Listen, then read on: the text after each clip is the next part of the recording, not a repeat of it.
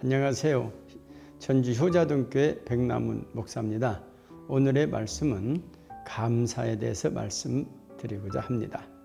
맥주제를 지키라. 이는 내가 수고하여 밭에 뿌린 것에 첫 열매를 거둠이라. 수장제를 지키라. 이는 내가 수고하여 이룬 것을 연말에 밭에서부터 거두어 저장함이니라. 우리가 부모 앞에서 어떻게 어짠하고 또 찌든거리고 그렇게 불평하고 하면 부모의 마음이 좋지 않은 것처럼 하나님 앞에서 우리가 감사할 것이 없다고 불평하고 불만하면 우리 하나님께서도 좋아하실 리가 없겠죠. 그래서 아마 바울 사도는 우리 하나님께 범사에 감사라고 말씀하시고 이것이 하나님의 뜻이라고 하였습니다.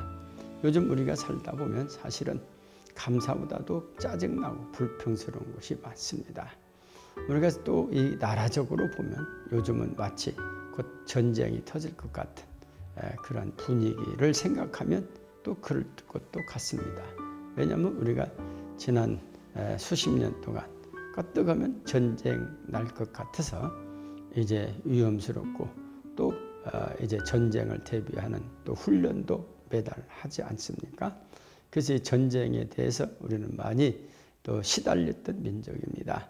그래서 전쟁은 정말로 우리가 해서는 안 되지만 자칫 잘못하면 전쟁이 날 것 같다 하는 그런 분위기를 고조시켜 와서 지금까지 독재자들이 그것을 이용해서 백성들을 불안케 해서 자기들 마음에 맞는 법을 만들기도 하고 또 자기들 마음에 맞는 일을 또 이렇게 명령하기도 하는 그런 일들을 우리가 수없이 많이 보고 왔습니다.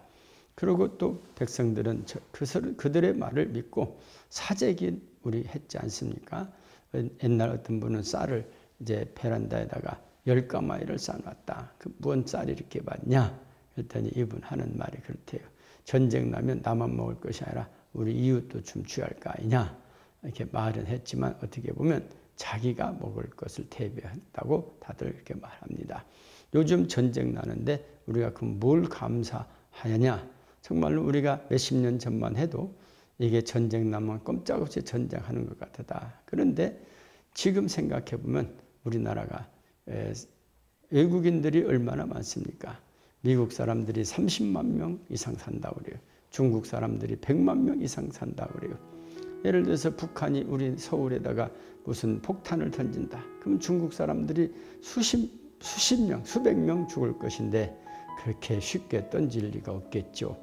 아무리 시진핑이 북한 편이라지만 자기 백성 무고하게 100명 죽었다 생각을 해보세요.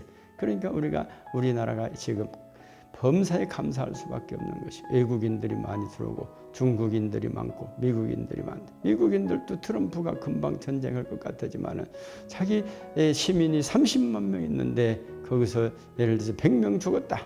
그러면 트럼프가 온전하지 않겠죠. 그래서 우리는 범사에 감사할 수밖에 없습니다.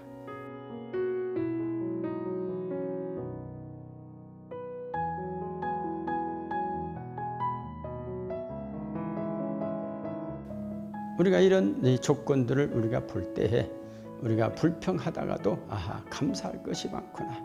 하나님께서 이 민족을 지켜주시고 어떠한 위기 가운데서도 전쟁을 막아주시는 분이 하나님이시다 생각을 해봤습니다. 이런 걸 생각할 때 우리는 범사에 감사합니다.